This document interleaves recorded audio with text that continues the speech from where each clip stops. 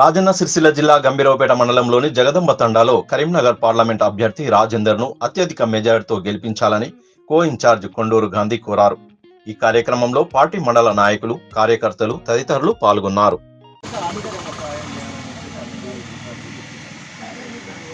ఇలాంటి చదువుకున్న వ్యక్తులకు మరి 2 లక్షల ఉద్యోగాలు ఇస్తామన్నాం.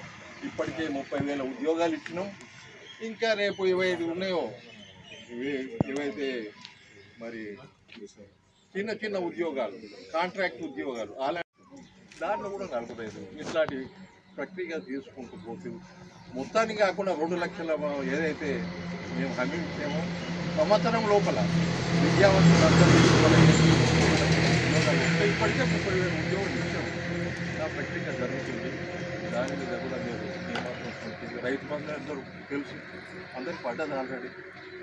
వచ్చే సంవత్సరం నుంచి అంటే వర్షాకాలం నుంచి బోనస్ కూడా 500 రూపాయలు వారికి ఇవ్వాలనేది నిర్ణయం ఉంది. సరే, ఇలాంటి మంచి పనులు అన్నీ చేసేందుకు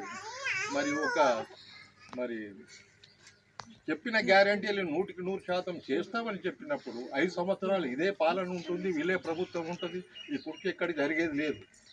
ఏదైనా కింది మీద ఢిల్లీలో వేరే వచ్చినా కానీ ఇప్పటి ప్రభుత్వం పోయేది లేదు. చేసే పని ఇదే 190% ఇక్కడనే చేస్తారు, అక్కడేం చేసేది లేదు.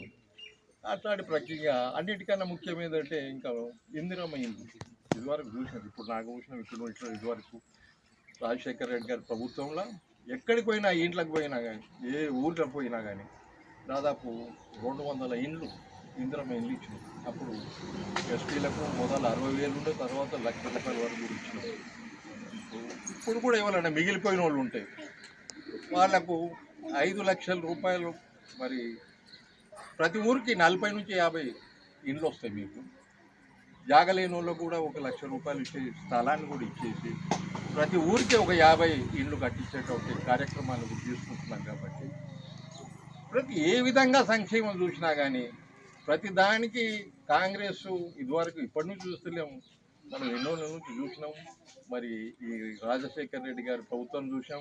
ఇప్పుడున్నటువంటి లావాణి పట్టాలు ఇవైతున్నాయో అప్పుడు ఆయన ఉన్నప్పుడు 6 లక్షల ఎకరాలకు లావాణి పట్ట ఇచ్చాడు, మీకు తెలుసు.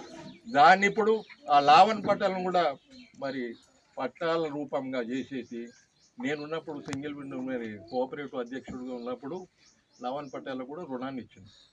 ఇప్పుడు ఇస్తలేదు. అంటే మనం ఏమనుకుంటాము, రుణం ఇస్తలేవు అని. ఒకవేళ నిజంగానే ఎకరాన 30 తీసుకుంటే మీకు 2 ఎకరాలు ఉంటే 60,000 రూపాయలు గిట్ట మీరు రుణం తీసుకుంటే అవి కూడా మాఫ్ అయ్యేది. అది కూడా నష్టం జరిపించింది అనేది మీరు అర్థం చేసుకోవాలి. దీనికి పట్టా భూమికి ఏదైతే ఉందో అన్ని హక్కులు ఎలా ఉంటాయో దీన్ని కూడా లావాణి పట్టాలు కూడా అదే విధంగా కల్పించి రుణ ఇచ్చేటటువంటి ప్రక్రియను కూడా మేము తీసుకుపోతాం. ఇప్పటికీ అంటే అప్పుడు కిరణ్ కుమార్ రెడ్డి ఉన్నప్పుడు ప్రభుత్వం పోతున్నప్పుడు అప్పుడు కాసు కృష్ణారెడ్డిని అగ్రికల్చర్ మినిస్టర్ ఒక జీవో తీశారు. రేషన్ కార్డు ఇప్పటికి రాలి, రేషన్ కార్డు ఇస్తే ఏం పోయేది లేదు. బియ్యం కూడా ఇక్కడ ప్రభుత్వం ఇయ్యేది. ఎక్కడి నుంచో మరి మనం ఇప్పుడు వడ్లు కొంటారు, బియ్యం అవుతుంది, అది తీసుకొస్తారు, అవి మళ్ళీ మనకు వస్తాయి.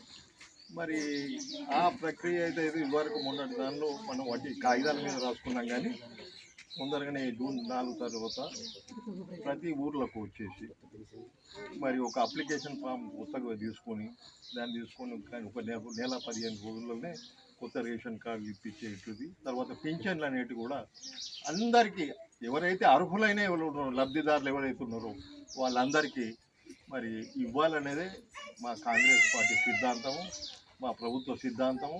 మా ప్రభుత్వం ఆ విధంగానే పనిచేస్తుంది.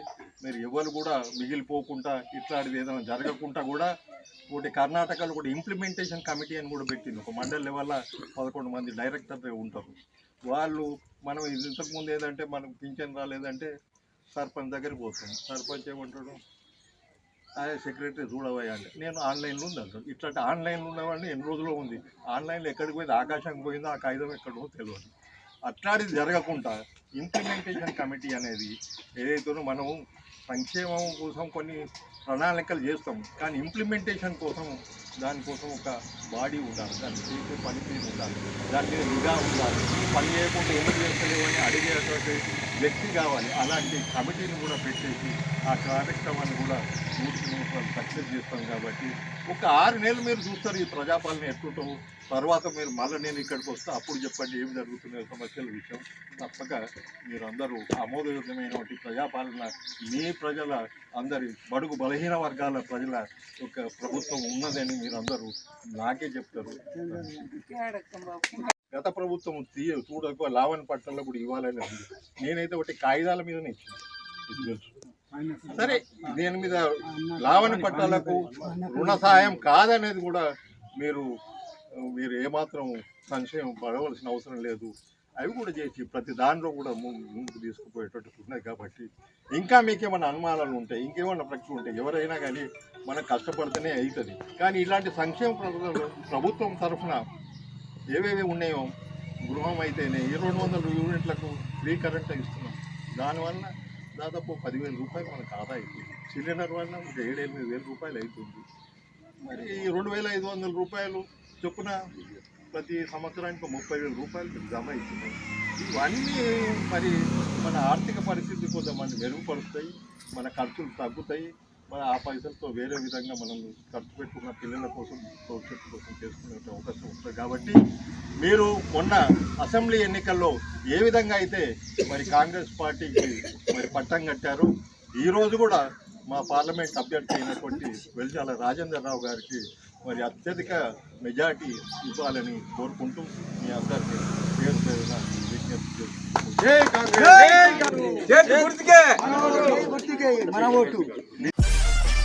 మరిన్ని అప్డేట్ కోసం చూస్తూనే ఉండండి VCM news, voice of common man.